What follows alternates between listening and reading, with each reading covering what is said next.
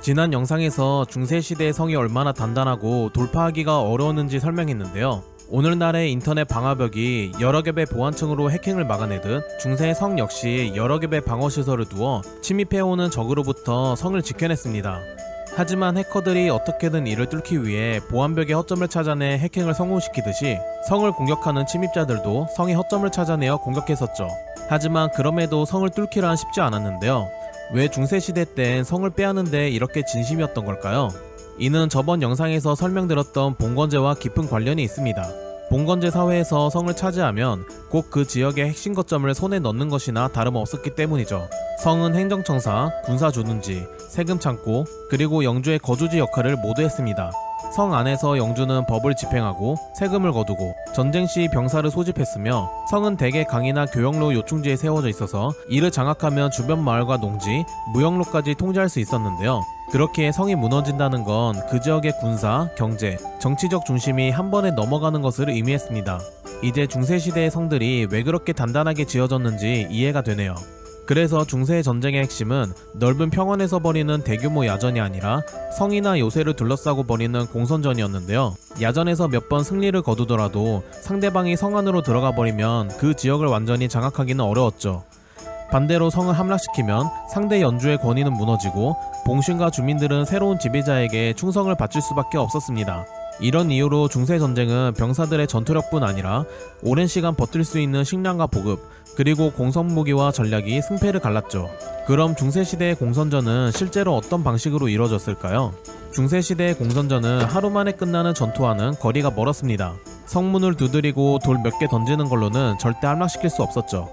실제로는 몇 주, 길게는 몇 달 이상 이어지는 지구전이었고 그 과정에서 공격군과 수비군 모두 극심한 고통과 소모전을 겪어야 했습니다.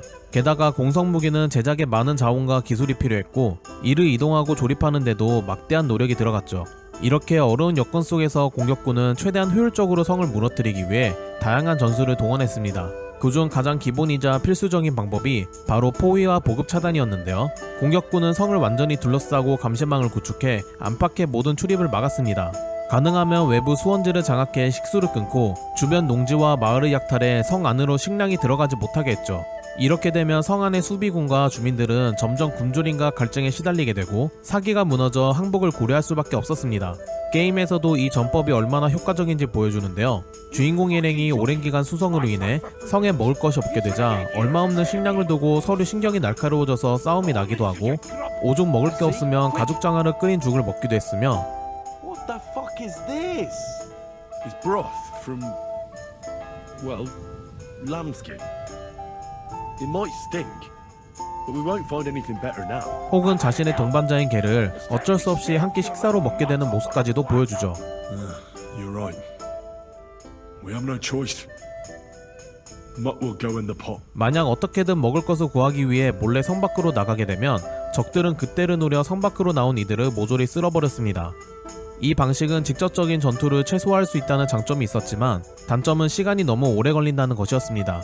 때로는 수개월, 심하면 1년 이상이 걸렸고 그동안 공격군 역시 보급과 병력 유지를 위해 막대한 비용과 자원을 소모해야 했죠. 그리고 공격이 길어지게 되면 외부 구원군이 도착할 가능성도 높아지기 때문에 중세시대의 공선전은 얼마나 오래 버티나 얼마나 빨리 돌파하냐의 싸움이었습니다.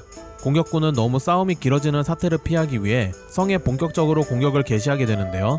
먼저 크고 두꺼운 이동식 방패를 세운 뒤 사수들은 방패벽에 몸을 숨긴 채로 대기하다가 병력이 성벽으로 진격하게 되면 원거리 무기를 이용해 성벽 위에 있는 수비군을 견제했습니다. 사수들의 견제로 성벽에 도달한 공격군은 이제 성벽과 성문을 공격했는데요.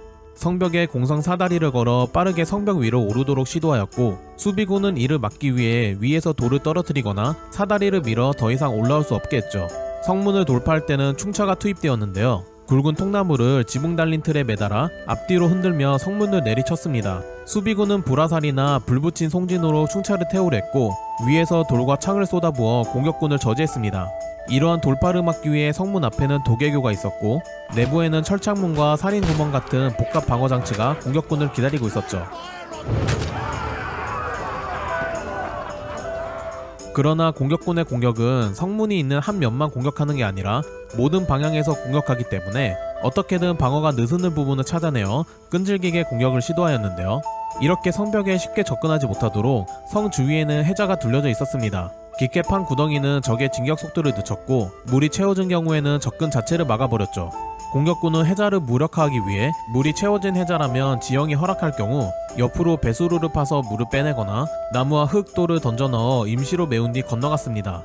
하지만 해자를 메우는 일은 생각보다 훨씬 어려웠는데요.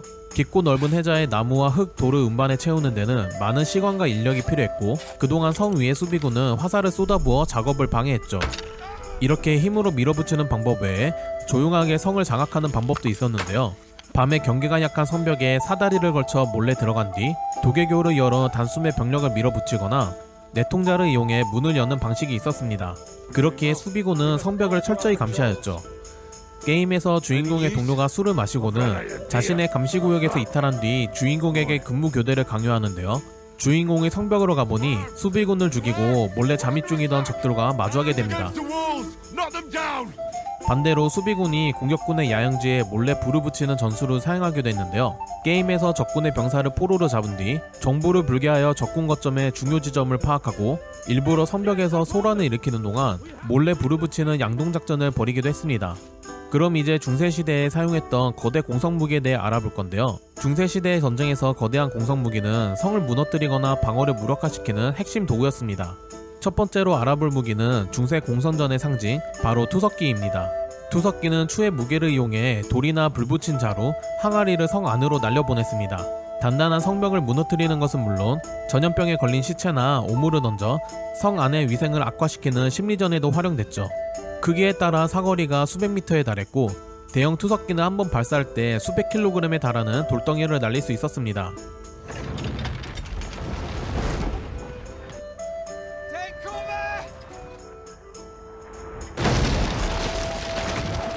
다음은 성벽을 직접 넘기 위한 거대한 이동식 구조물, 공성탑입니다. 목재로 된 이 탑은 성벽과 거의 같은 높이로 만들어졌고 안쪽에는 병사들이 계단이나 사다리를 타고 올라갔습니다. 맨 위층에는 성벽으로 연결되는 다리가 설치되어 병사들이 직접 성벽 위로 진입할 수 있었죠. 외벽에는 젖은 가죽이나 흙을 덮어 불화살 공격을 막았고 탑 안에서는 궁수들이 성안을 향해 사격을 퍼부었습니다. 하지만 움직임이 느리고 제작에 많은 자원이 필요했기 때문에 해자를 메운 뒤에야 성벽에 접근할 수 있었습니다. 그런데 이런 모든 공선전의 전술과 공성무기를 무색하게 만드는 존재가 등장하게 되는데요. 바로 초기 대형 화약포 봄버드입니다. 중세 말기에 등장한 대형 대포인 화약포는 전쟁의 판도를 바꿔버렸죠. 이전에 투석기나 충차는 며칠, 길게는 몇 달 동안 성벽을 두드려야 균열을 만들었지만 봄버드는 같은 지점을 집중 사격해 성벽 하부를 무너뜨릴 수 있었습니다. 특히 성의 기초가 무너지면 위쪽 벽이 연쇄적으로 붕괴되기 때문에 방어 측이 수리할 틈조차 주지 않았죠. 게다가 기존 공성무기는 현장에서 목재를 깎고 부품을 조립해야 했고 크기와 무게 때문에 해자나 지형에 막혀 접근조차 힘들었던 반면 봄버드는 주조만 끝나면 바퀴에 실어 비교적 빠르게 전장에 투입할 수 있었고 소수의 인원만으로도 계속 발사할 수 있었죠. 이런 파괴력과 효율성 덕분에 봄버드는 단순한 무기가 아니라 봉건제의 종말을 알리는 신호탄이었습니다. 봉건 사회에서 성은 영주 권력의 상징이자 군사 행정의 중심이었는데 이 성이 더 이상 안전하지 않게 되자 상황이 완전히 달라졌는데요. 이제 중한 집권적인 군주나 신흥 국가는 대포와 함께 전문적으로 훈련된 상비군을 운영할 수 있었고 이는 각자 영지의 봉건 군사체제를 빠르게 대체했습니다. 지방 영주가 아무리 튼튼한 성을 가지고 있어도 중앙군의 화력과 기동력을 오래 막아낼 수 없게 되었고 그 결과 영주들의 독립적인 군사력과 자치권은 점점 약화되며 권력은 중앙 정부로 집중되기 시작했습니다. 봄버드에 대한 더 자세한 내용은 중세시대 화야편의 내용을 참고해주세요. 성이 함락되면 지휘관과 병사들은 포로가 되거나 처형당했고 주민들은 새로운 지배자에게 세금을 바치거나 강제로 이주당했으며 병사들은 시체에서 쓸만한 물건들을 챙겨 전리품으로 삼기도 하였죠. 즉 한번 성이 무너진다는 건 군사적 패배를 넘어 지역 전체의 권력 구조가 뒤집히는 사건이었죠. 오늘 영상은 여기까지인데요. 다음 영상부터는 다시 중세시대의 건물 얘기를 이어가 보도록 하죠. 여러분의 구독과 좋아요는 다음 영상을 만드는 소중한 동력원입니다. 그럼 다음 영상으로 뵙겠습니다.